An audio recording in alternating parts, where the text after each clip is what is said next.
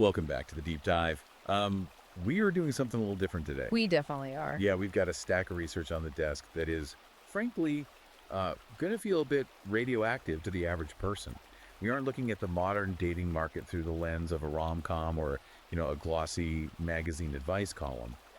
We are tackling a question that haunts a lot of men and honestly a lot of women too, usually around 2 in the morning. It's a question of scarcity. Exactly. It's the question of, is the perfect partner stable, loyal feminine someone who actually adds value to your life rather than just chaos? Is that person a myth?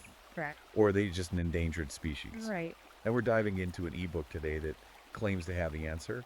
And it really is not sugarcoating anything. It's called Unicorn Women by Conrad Riker. And the subtitle really tells you exactly where this author is coming from right out of the gate. It reads high quality, low craziness, self-management, emotional rectification, virtue femininity, maternal instincts, and low BPD. That is a massive mouthful. It is. And it's really heavy on the terminology. But before we unpack what a unicorn actually is, we should probably set the stage.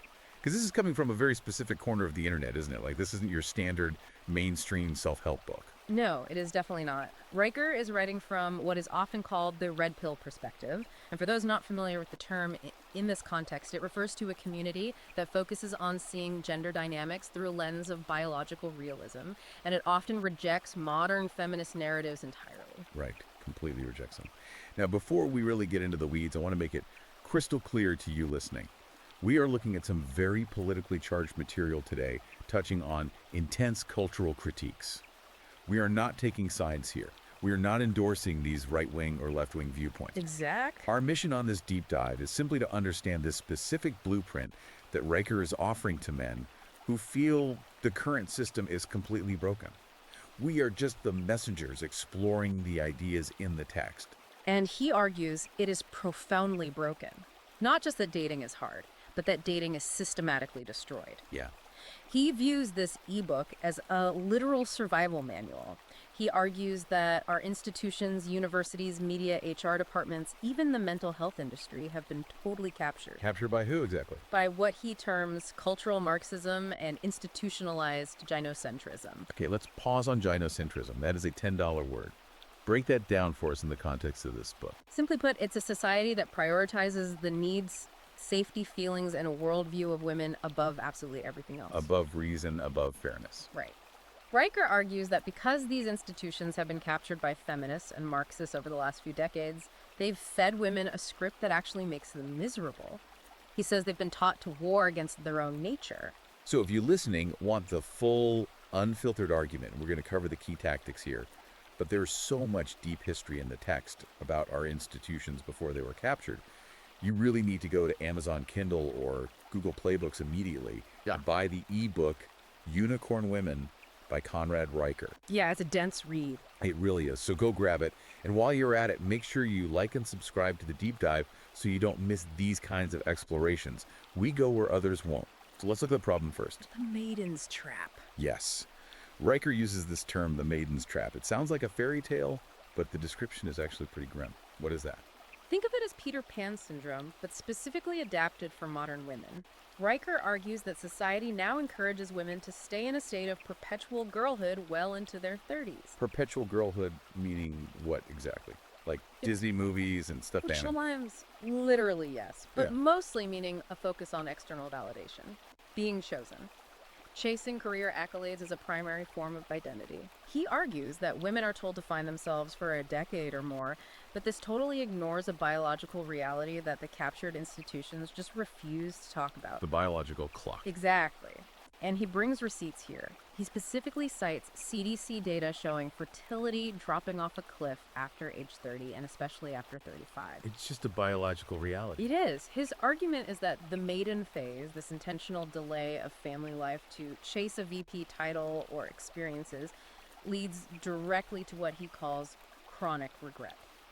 He paints this picture of women waking up at 40 successful on LinkedIn, but biologically lonely and deeply bitter. It's a harsh assessment. He's essentially saying the modern narrative of independence's power is just a flat-out lie. That's the absolute crux of his institutional capture argument. He says women have been brainwashed to believe independence is the ultimate good, but Riker flips it completely.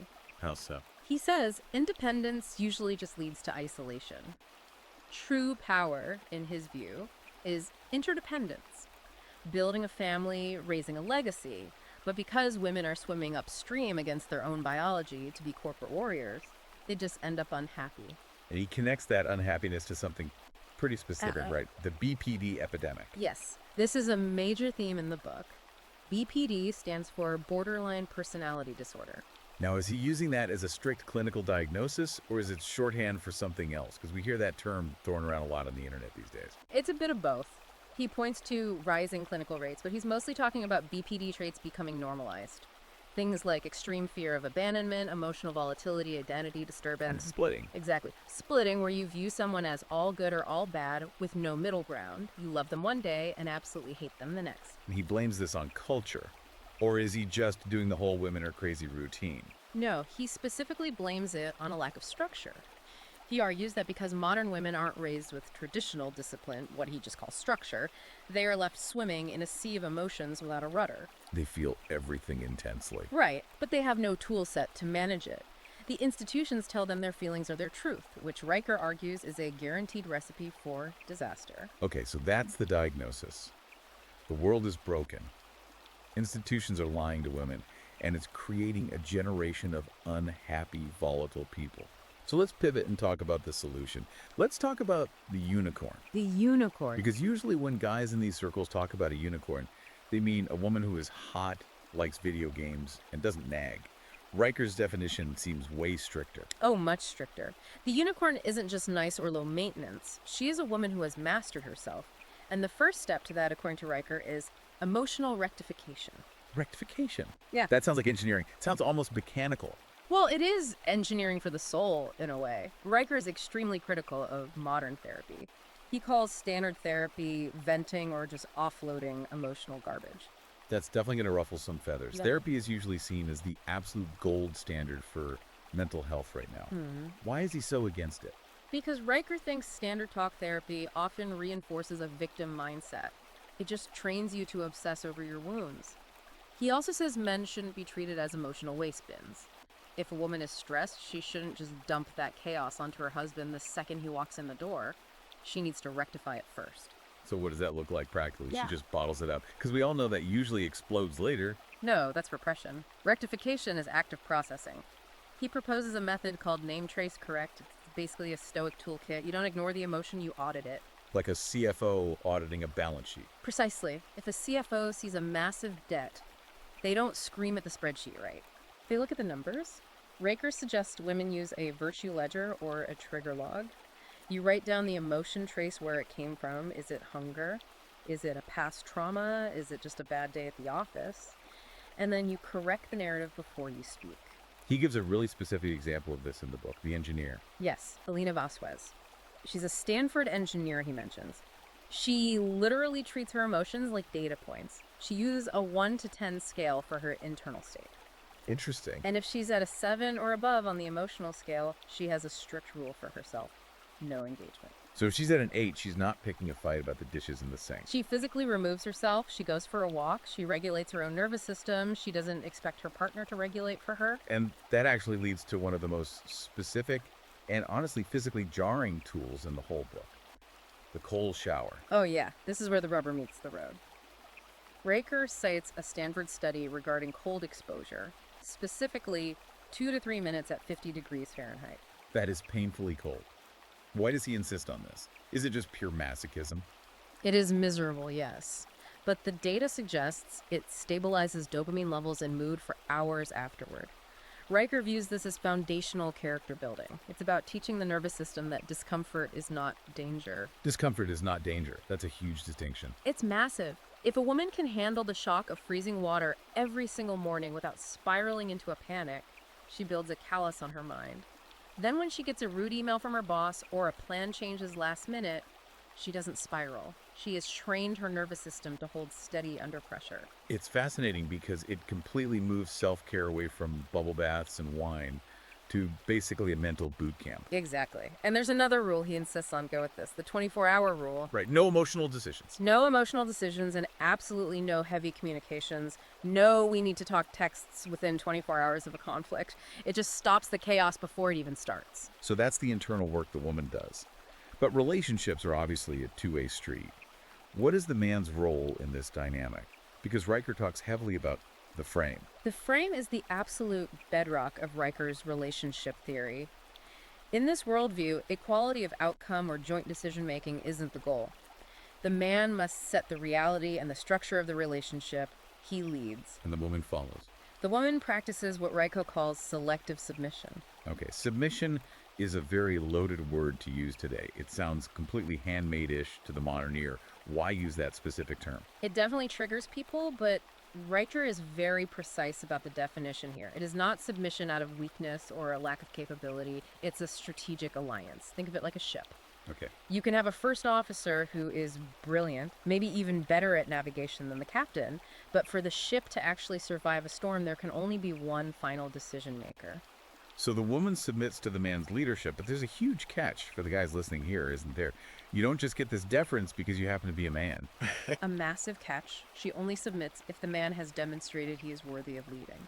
Riker is actually brutally hard on men in this section. He says you cannot demand authority, you have to command it through pure competence. And this ties into the concept of acta non verba.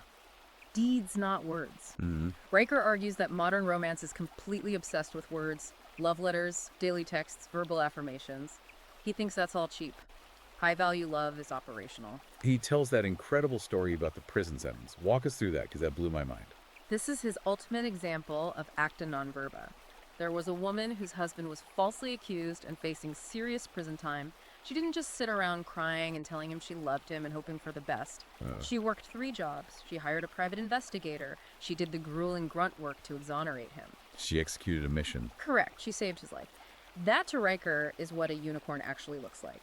It contrasts so sharply with the social media idea of love, which is entirely about performative display. A unicorn is about cold, hard effectiveness. And that effectiveness extends to money, too. He calls it financial stewardship. Riker is really big on this. A high-value woman hates debt. She is inherently frugal. He mentions a nurse in Georgia who paid off $90,000 in debt just through sheer unyielding discipline on a normal salary. That's incredible. It is. Riker argues that financial discipline is basically a proxy for character discipline. If she can't control her spending on Amazon, she can't control her emotional impulses either. So we have emotional rectification, we have the frame, we have financial stewardship. Let's look at the specific traits that make up the unicorn, because the book lists 4 main pillars. Right. First, high IQ. But, and this is vital, not IQ used for climbing the corporate ladder. Riker argues that a high IQ used solely for enriching a corporate boss is a total waste of feminine potential. He wants it directed inward. He wants that intelligence applied to the home, to family strategy, to building a dynasty. Which brings us to the second pillar, maternal instinct. Viewing motherhood not as a side gig or a burden that interrupts your real life, but as a genuine vocation, the highest calling. And the third is low craziness, the emotional stability we talked about. And the fourth is virtue. Yes. It really sounds like he's asking for a total transformation of the modern woman's psyche. He outlines a specific journey from maiden to matriarch. This is the hero's journey for the woman in this book. The maiden seeks attention. She wants to be looked at, validated, catered to. The matriarch commands respect. She wants to be relied upon. Reminds me of that Jungian concept he touches on, integrating the animus. Yes, Carl Jung. The animus is the inner masculine within a woman's subconscious. Riker argues that modern women often project that onto men, expecting the man to be their absolute everything or they fight their own inner masculine. Right. But a true matriarch integrates her inner masculine. She adopts discipline, logic, and structure. She doesn't become a man, but she uses those masculine tools to govern herself. And he uses some really rugged historical examples to prove this isn't just internet theory. He talks about farm wives back in the day. Margaret Ellery. It's a fantastic anecdote from the text. She was a farm wife in 1957. Her husband broke his leg right during the middle of the harvest. Now today we might expect a breakdown, a GoFundMe, a crisis. But did she collapse? Did she call a therapist to process her trauma? No, she just took over the operation. She assigned the livestock rotations, she managed the general store finances, and she still put stew on the table at 5:30. She forged order out of total chaos. That is the matriarch. He compares that rural resilience to the response during Hurricane Katrina, right?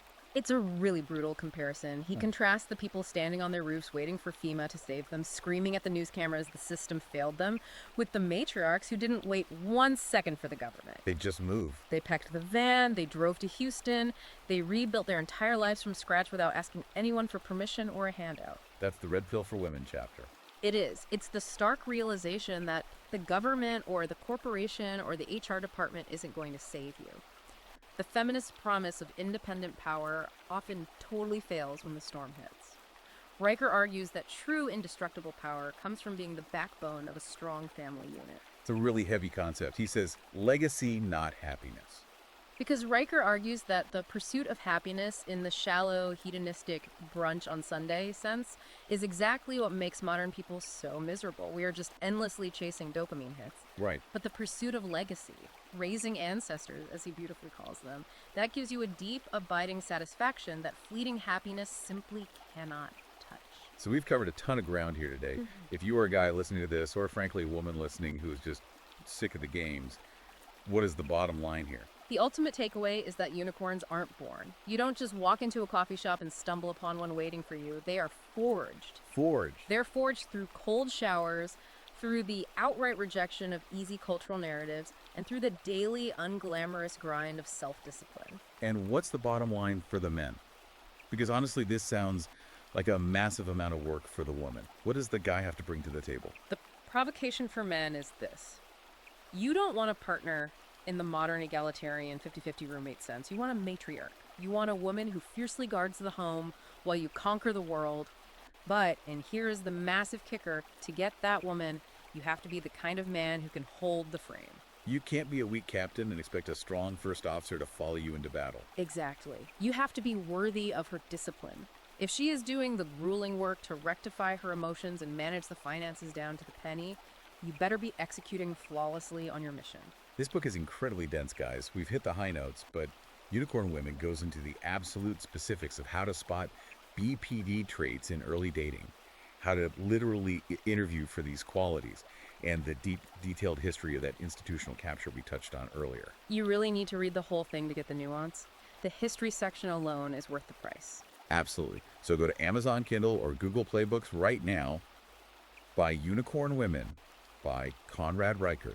It's not just a casual read. It's a manual you're going to want to reference and study. It really is a blueprint. And if you want to stay plugged into this specific frequency, you need to follow the author directly. Yes, find him on Twitter at Conrad N. Riker. And you definitely need to subscribe to his Substack at conradnriker.substack.com.